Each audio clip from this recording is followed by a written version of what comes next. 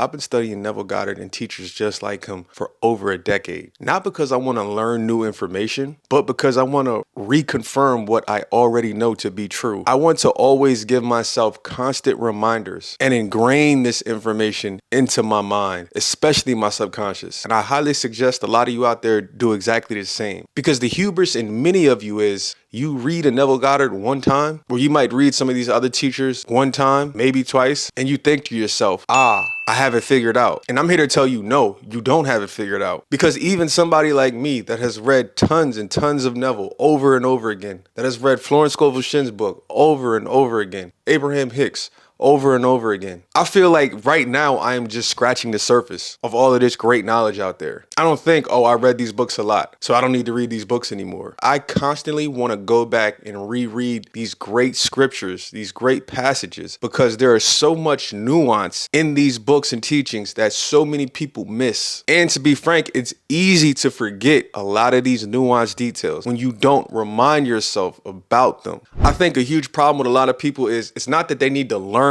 new information. It's not that you need to learn new techniques. It's not that you need to learn a new secret, because that's why a lot of people read and do certain things. It's because they think, oh, maybe there's a new secret. Oh, maybe I need to learn more. And to me, it's not that you need to learn more. Everybody watching this video right now, I'm pretty sure 99% of you already know enough. What's missing is you don't remember what you just read. You don't mull over what you just read. The difference is you haven't done a technique long enough. You forgot. Life happens. I get it. But that's why, in my opinion, most of these teachings, trying to get this stuff to work, is always about constant reminders. Constant reminders of you need to persist. So much of manifestation today is being taught to be instant. And if it's not instant, that means you're doing something wrong. People always say belief isn't necessary. You don't need to believe. You constantly hear this in the community. All you need to do is persist. And while that may be true, in my opinion, it's not the whole truth. Because be very clear, the reason you have to persist is because you don't believe. That's the whole point in persisting. If you did a technique one time, stayed akin to sleep, affirmations. If you did it one time and you really believed, you wouldn't need to do it again. You wouldn't need to keep persisting. But most of us on this planet, especially in the beginning, you're gonna have to persist because your belief level is going to suck. And for those of you who have a strong belief level, you're gonna cut your learning curve and you're gonna cut your manifestation time in half at least, if not more. Because this is why things take long for most people, is because they don't believe. They have so many blocks. And so they need to say 1,000 affirmations a day. They need to do sats for weeks, for months, for years. So while instant manifestation is true and it does happen, that won't be the reality for a lot of people, especially in the beginning. Maybe as you get advanced at this stuff, that can start to happen. But in the beginning, persisting is going to be a key factor for most people watching this video. I want you guys to think about something. Even Jesus himself and what he said to his disciples. There was a part in the Bible where Jesus' disciples asked why they couldn't do miracles like Jesus, why they couldn't cast out demons and stuff. And Jesus told them, because you have no faith,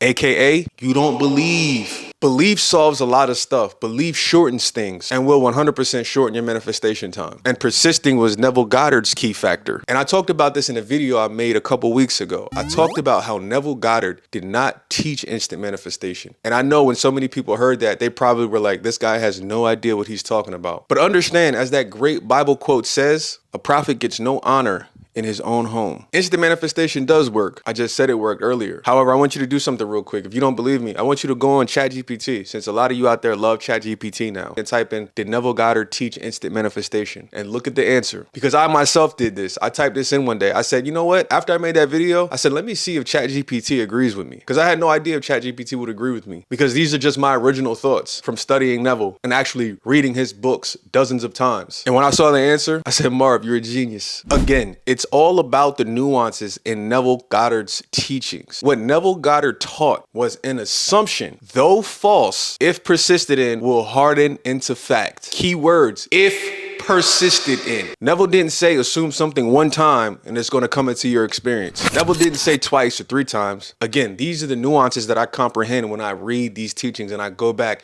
and I reread what I already read. Because again, it's not about learning new information. It's about re-receiving the information that you've already read so that you ingrain it into your brain. And the thing that I've come to realize from working with people since 2019 is most people have a very difficult time persisting because they think oh, I've been persisting for weeks or months and nothing has happened. And they think that they're doing it wrong. Why? Because we're so inundated on YouTube with instant manifestation videos. We are inundated with instant manifestation success stories. And while those stories do help, I would say don't use those stories as a measuring stick on how good or bad you are. Use those stories to motivate you, to let you know this is possible. If other people are doing it, I can also do it one day. But don't forget Neville's key points in his teachings, in pretty much any book, any lecture. It is the thought and the realization of your imagination is God. That is how you create. You can't create without your imagination. Your imagination, your mind is what's connected to God's power. Without that, we don't have anything. Without your mind, without your imagination, you can't even persist. You can't even assume. You can't even think. You can't comprehend. You can't do anything. Your imagination, your mind is God and what connects you to all that there is. And when you persist in that knowing, or in whatever knowing that you're trying to persist in, when you persist in that, that's when it will harden into fact. Whatever it is that you want to manifest, a relationship, job, money, a house, health. To me, Neville's main points were your imagination is God, and you need to connect your imagination along with persisting. But again, as I always say, easier said than done. And this is why, as I started my video off by saying, go back and just reread a lot of these nuanced details in Neville's books. There's a reason professional athletes have coaches, because when they're in the game, it's easy to get distracted. Even when you're training for the game, it's easy to get distracted. Much of manifestation is simply about reminding yourself. Whether you're working with somebody to remind you, whether you have friends that remind you, whether you remind yourself, reminding yourself who you are, reminding yourself of your power, reminding yourself to do your affirmations, reminding yourself to do your state akin to sleep, reminding yourself to meditate. Don't get sucked into this instant manifestation stuff.